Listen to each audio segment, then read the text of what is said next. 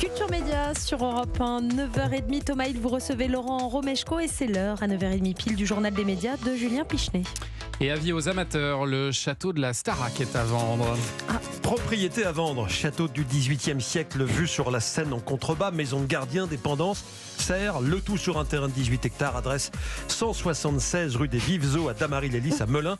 Oui, il s'agit bien du fameux château utilisé depuis 2001 par les élèves participant au télécrochet TF1. Il sera vendu aux enchères avec une mise à prix fixée à 700 000 € le 2 novembre au tribunal judiciaire de Melun. Le 2 novembre, soit 2 jours avant le coup d'envoi de la 11e saison. Avant ça, il devrait y avoir une visite la semaine prochaine, mercredi 25 octobre. Alors, vous allez vous demander pourquoi ce château est à vendre. Pourquoi ? L'histoire est un petit peu complexe. En fait, c'est pas son propriétaire, Jean-Michel Pontet, qui souhaite le vendre, mais sa banque, avec qui ce dernier a un contentieux financier et juridique. Alors, Jean-Michel Pontet est persuadé qu'il parviendra à empêcher le processus de vente engagé par la banque. Affaire à suivre. En tout cas, si le château est vendu, ça ne remet pas en cause la saison à venir de la Star Academy. Cette affaire concerne uniquement le propriétaire Martel Endemol France, qui produit l'émission Endemol, qui loue en effet le château par le biais d'une société d'exploitation. Enfin, il ne faudra pas s'étonner si on voit des visites du château. Oui, c'est ça. Pendant les cours de chant d'expression scénique, effectivement. Ça va être un peu bizarre. Christophe de Chavannes devrait revenir à l'animation le temps d'un prime qui sera diffusé en fin d'année.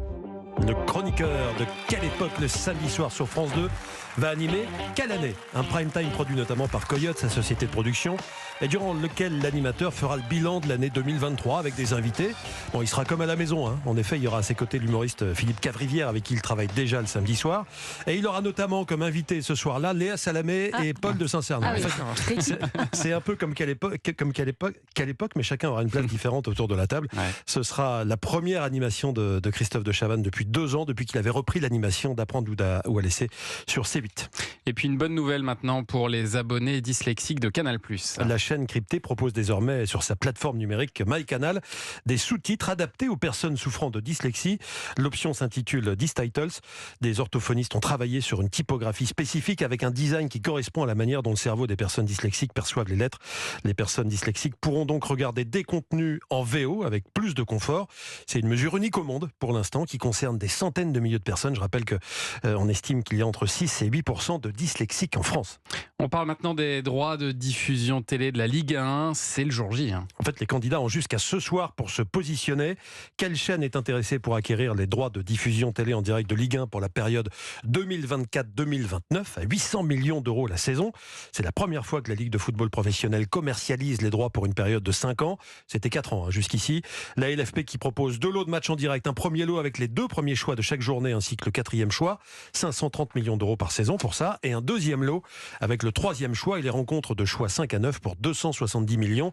La plateforme britannique DAZN devrait faire partie de la shortlist des prétendants. La chaîne Canal+, en revanche, ne candidatera pas. Il n'était pas facile à passer celui-là. dur. Bah, c'est lundi matin. Allez, on revient sur les C'est le audiences rugby. du rugby. On l'a dit tout à l'heure, la rencontre France-Afrique du Sud a été suivie par presque 16 millions de téléspectateurs. Alors, je ne sais pas, vous avez suivi le match, Anissa, je Oui, crois, bien sûr. depuis sa chambre. Oui, Vous, absolument. Thomas, Également. vous étiez peut-être dehors. Vous aussi, Laurent ? Chez moi. Chez vous. Bon, On voilà. était Mais bien tous chez souvent, bien souvent, ces soirs de match, on Ah est oui. nombreux, voire très nombreux devant chaque écran, notamment dans les bars. Ah oui. Comment fait Médiamétrie dans son calcul des audiences? Parce que ça paraît un peu compliqué. En fait, non, tout est prévu. Depuis toujours, Médiamétrie se base sur un panel de 11 500 personnes pour mesurer l'audience à domicile. Et depuis 2020, il y a un deuxième panel, un panel de 4 500 personnes de 15 ans et plus, qui tient compte de la mobilité. Isabelle Maurice, directrice études, veille et prospective chez Médiamétrie, nous en dit plus. Ce panel qu'on appelle en mobilité permet d'obtenir les audiences qui sont réalisées dans les bars, dans les fan zones ou aussi chez les amis. Comme tout panel et comme toute étude statistique, bien sûr, il y a une petite marge d'erreur. Plus le score est important, plus la marge d'erreur est faible. Pour vous donner un petit ordre de grandeur, on a 18% quand même des audiences pour les matchs depuis le début de cette Coupe du Monde, qui est fait en dehors du domicile. Quand on est sur l'équipe de France, on est depuis le début de cette compétition à 20% de l'audience faite en dehors du domicile.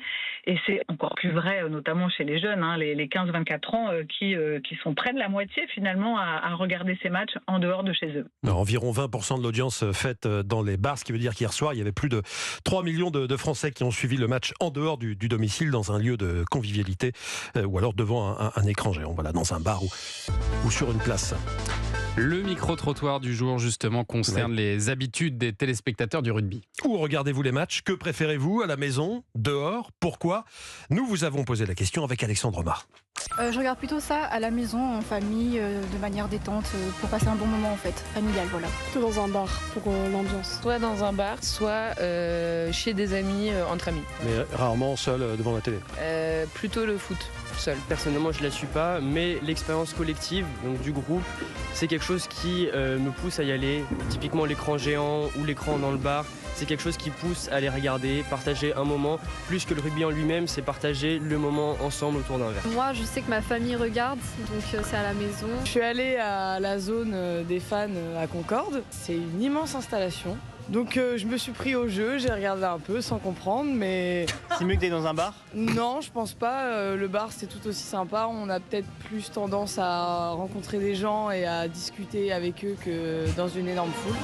Ça, c'est une autre question. Parmi les 16 400 000 téléspectateurs, combien comprennent effectivement les règles du rugby? Ça, c'est une étude qu'on pourrait faire. Vous comprenez tout, vous, Laurent Romeshko? Je commence, ouais. Ah oui, c'est vrai. Je commence seulement.